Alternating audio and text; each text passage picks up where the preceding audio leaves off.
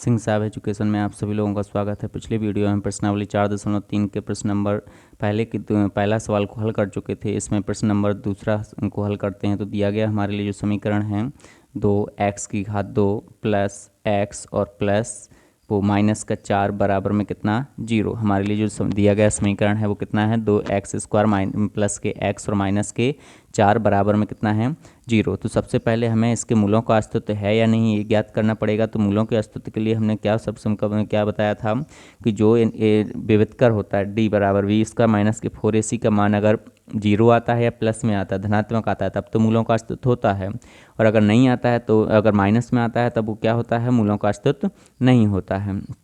तो चलिए यहाँ पर हम दूसरे को चेक करते हैं। पहले सबसे पहले तो यहाँ पर लिखे दिए गए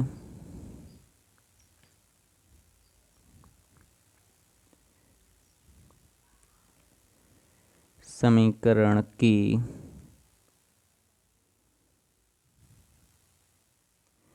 तुलना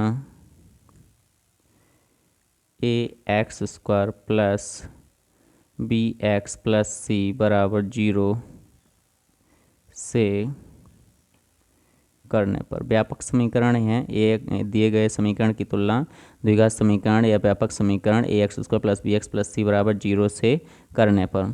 तो चलिए यहाँ पर तुलना करने पर x की जगह x की घात 2 है तो x की घात 2 है। a का मान कितना है a बराबर कितना दिया है 2 और b बराबर यहाँ पर देखिए x है, यहाँ पर b बराबर कुछ नहीं है तो यहाँ पर b का मान b बराबर यहाँ पर x का गुणांक कुछ नहीं है तो कितना होता है 1, तो b का मान कितना हो जाएगा 1।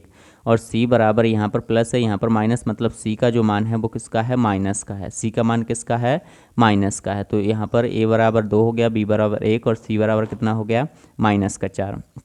अब हम यहाँ पर यानी कि मूलों के अस्तित्व के लिए b² माइनस के 4ac बराबर चेक करेंगे कि b² माइनस के 4ac का मान प्लस में आता है तो या 0 के बराबर आता है तब तो हमारे जो मूल होंगे वो क्या होंगे मूलों का अस्तित्व होगा, और अगर माइनस में आता है तो मूलों का अस्तित्व नहीं होगा। b का मान कितना है 1 तो यहाँ पर 1 की घात कितना हो जाएगा 2। b का मान 1 है तो 1 की घात कितना हो जाएगा यहाँ पर 1 की घात 2 हो जाएगा। और यहाँ पर -4 गुणित a का मान 2 है तो 2 लिखेंगे, और 4a का मान 2 है और c का मान कितना है -4। c का मान कितना है -4। तो 1 का वर्ग किया हमने तो 1 का वर्ग तो 1 ही आएगा, -4 दूनी 8 और तो माइनस का होगा माइनस और माइनस क्या हो जाएगा प्लस, 4 दूनी 8 और 8 चौके 32। तो यहाँ पर जो हमारा मान आया है वो कितना है 33, कितना 32 और 1 कितना हो जाएगा 33। तो b² माइनस के 4ac का जो मान आया है b² माइनस के 4ac का मान कितना आया है 33 आया है, जो कि किस में है प्लस में है। b² माइनस के 4ac का मान प्लस का आया है, b² माइनस के 4ac बराबर 33 आया है, जो कि b² माइनस के 4ac बड़ा है किससे 0 से, बड़ा है 0 से। तो अतः दिए गए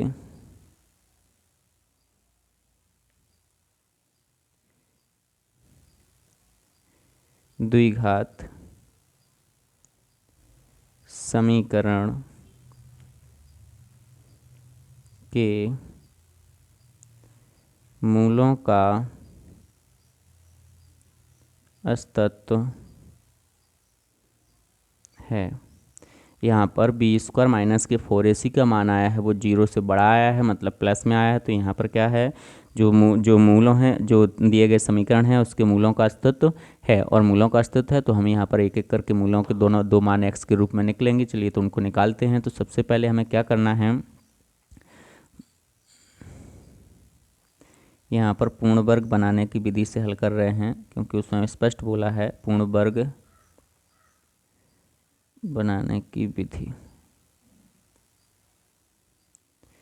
पूर्ण वर्ग बनाने की विधि से हमारा क्या हो जाएगा, यहाँ पर सबसे पहले हम दिए गए समीकरण के दोनों पक्षों में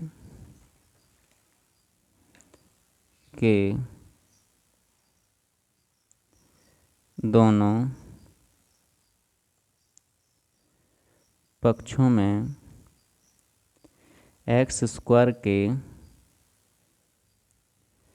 गुणांक से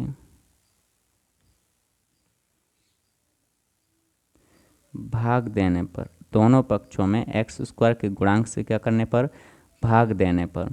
तो चलिए यहाँ पर हमारा एक्स स्क्वायर का जो गुणांक है, एक्स स्क्वायर गुणांक कितना है, 2 है। तो हम यहाँ पर जो हमारा समीकरण दिया गया है उसमें हम क्या करेंगे, समीकरण क्या दिया गया है, 2x स्क्वायर प्लस के x और माइनस के 4 बराबर में कितना दिया है, 0। अब इसमें हमें एक्स स्क्वायर के गुणांक से भाग करना है। एक्स स्क्वायर गुणांक कितना है, 2।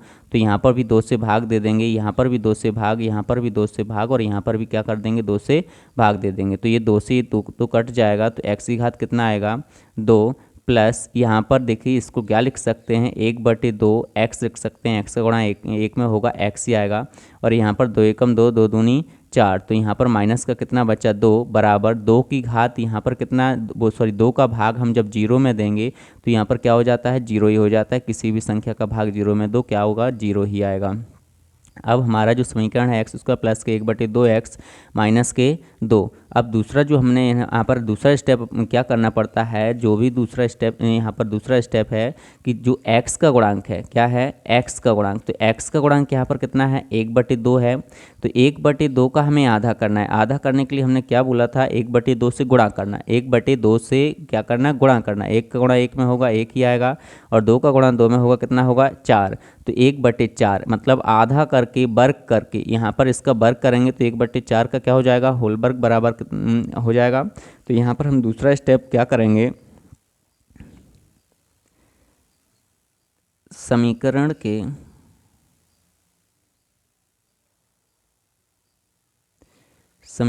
के दोनों पक्षों में x के गुणांक का आधा करके वर्ग कर जोड़ने और घटाने पर, क्या करने पर, जोड़ने और घटाने पर। तो चलिए हमने क्या बोला है, एक्स के गुणांक का आधा किया। तो यहाँ पर यानी कि हम सबसे पहले तो एक्स की घात 2 लिखा प्लस 1/2 एक्स।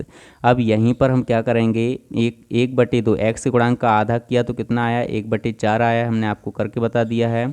अब इसका वर्ग भी करना है, वर्ग करके एक बार जोड़ना है और एक बार क्या करना है, घटाना है। और ये हमारा कितना लिखा है, माइनस का 2 बराबर में कितना है, 0। तो यहाँ पर हमने जो हमारा समीकरण है ये हमें देखिए एक्स स्क्वायर प्लस 1/2 एक्स और 1/2 का आधा किया तो 1/4 हो गया। और इसका वर्ग करके एक बार जोड़ा है, एक बार घटाया है। माइनस के 2 हमारा ये यहाँ पर समीकरण में था, बराबर में कितना है, 0। अब यहाँ एक्स की घात 2 प्लस 1/2 एक्स प्लस 1/4 का होल वर्ग। और इस जो ये माइनस के हैं इनको सभी को बराबर के उस साइड ले जाएंगे। तो यहाँ पर ये माइनस का है तो ये बराबर के उस साइड जाएगा तो किसका हो जाएगा, प्लस का 1/4 का वर्ग। और ये माइनस का है, ये भी बराबर के उस साइड जाएगा, किसका हो जाएगा, प्लस का 2। अब यहाँ पर आप ध्यान से देखिए तो ये किसकी सर्वसम का बन रही है, a प्लस बी का whole square, a plus B का होल स्क्वायर। यहाँ पर देखिए a की जगह कितना है x और b की जगह कितना है, 1/4। अगर इसका होल वर्ग करेंगे तो a का वर्ग, यहाँ पर इसका होल वर्ग करेंगे तो a का वर्ग मतलब x का वर्ग प्लस 2, 1 मतलब x, b मतलब 1/4 और प्लस b का मान 1/4 है तो ये b स्क्वायर मतलब 1/4 का होल स्क्वायर।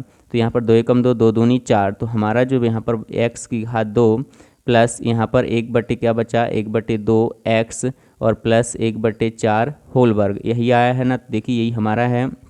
तो हम इसकी जगह क्या लिख सकते हैं, x प्लस 1/4 का होल वर्ग लिख सकते हैं। तो जो हमारे ये एक किसकी सर्वसम का बन गई है, x प्लस के 1/4 का होल वर्ग की सर्वसम का बन गई है। बराबर में कितना दिया है, 1/4 का होल वर्ग दिया है तो 1 का वर्ग 1 ही होता है।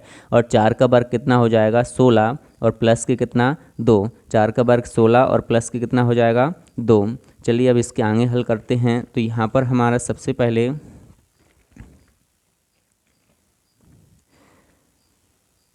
यहाँ पर देखिए सबसे पहले x प्लस 1/4 का होल वर्ग बराबर यहाँ पर लघुत्तम लोगे तो लघुत्तम कितना आएगा 16, लघुत्तम कितना आएगा 16, एक 16 का भाग 16 में दोगे एक बार और एक का गुणा एक में करोगे तो एक ही आएगा, प्लस यहाँ पर इसके बटे में कुछ नहीं है तो एक कर लेते हैं, तो एक का भाग 16 में देंगे कितनी बार जाएगा 16 बार, और 16 गुणा 2 में करेंगे तो 16 में 32 हो जाएगा, यहाँ पर कितना हो जाएगा 32। अब x प्लस 1/4 का होल वर्ग बराबर यहाँ पर 1 और 32 को जोड़ेंगे तो 33 बटे कितना जोड़े होगा 16, 33/16। अब यहाँ पर देखिए जब हमने बोला था कि यहाँ से 2 हटाएंगे, वर्ग हटाएंगे तो बराबर के उस साइड वाली संख्या पर क्या लग जाता है, अंडर रूट लग जाता है। तो x प्लस के 1/4 बराबर ये 2 हटा दिया हमने, तो जो 33/16 है वो किस में आ जाएगी, अंडर रूट में आ जाएगी, वो संख्या किस में आ जाएगी, अंडर रूट में आ जाएगी। तो चलिए यहाँ पर हमने इसको आगे हल करते हैं। तो x प्लस 1/4 बराबर ये किसमें 33, देखिए यहाँ पर 33 किसी का वर्ग नहीं होता है, 16 4 का वर्गमूल होता है, तो ये 16 का वर्गमूल 4 होता है, तो यहाँ पर 33 अंडर रूट तो 33 तो अंडर रूट में ही रहेगा, और 16 जो है 4 का वर्गमूल होता है, इसलिए 4 बाहर आ जाएगा। अब x और ये जो एक प्लस के 1/4 है ये बराबर के उस साइड पहुँचाएंगे तो अंडर रूट के 33/4 पहले से ही है, और ये उस साइड गया तो माइनस का हो जाएगा, क्योंकि यहाँ पर प्लस का है, बराबर के उस साइड जाएगा किसका हो जाएगा, माइनस का। अब x बराबर यहाँ पर 4 और 4 का लघुत्तम लेंगे 4 आएगा, 4 का भाग 4 में देंगे एक बार, और 1 का गुणा अंडर रूट 33 में करेंगे तो अंडर रूट 33 ही आएगा, और 4 का भाग 4 में देंगे एक बार, 1 का गुणा 1 में करेंगे तो कितना आएगा, यहाँ पर एक ही रहेगा। अब यहाँ पर देखिए ये जो यहाँ पर आया है ये किसका आएगा, प्लस माइनस का आएगा, किसका आएगा, प्लस और माइनस का। ये किसका रहेगा, प्लस और माइनस का, सॉरी ये प्लस माइनस का रहेगा, तो यहाँ पर प्लस माइनस है। अब ए प्लस माइनस 33 माइनस के 1 कितना आ गया है 4, तो हम इसको क्या लिख सकते हैं, एक बार प्लस चिन्ह ले लेंगे तो x बराबर, अगर हम प्लस चिन्ह ले रहे हैं तो अंडर रूट के 33 माइनस के 1 में कितना हो जाएगा 4, और अगर एक बार x बराबर माइनस चिन्ह लेंगे तो यहाँ पर माइनस का अंडर रूट 33 और माइनस के 1 में कितना आएगा 4। तो यहाँ पर हम क्या लिख सकते हैं, x के जो मान आए हैं एक मान हो जाएगा अंडर रूट 33 माइनस के 1/4, और दूसरा जो मान हो जाएगा ये माइनस कॉमन, इन दोनों में से माइनस कॉमन ले लेते हैं तो अंदर क्या बचेगा, अंडर रूट 33 प्लस के 1 और बटे में कितना 4। तो यहाँ पर हम क्या लिख देंगे, अतः दिए गए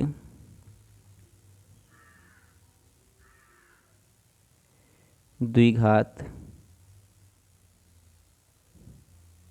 समीकरण के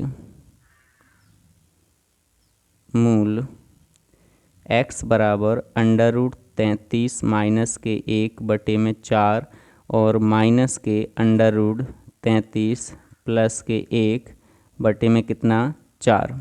तो यही हमारा क्या होगा, आंसर होगा।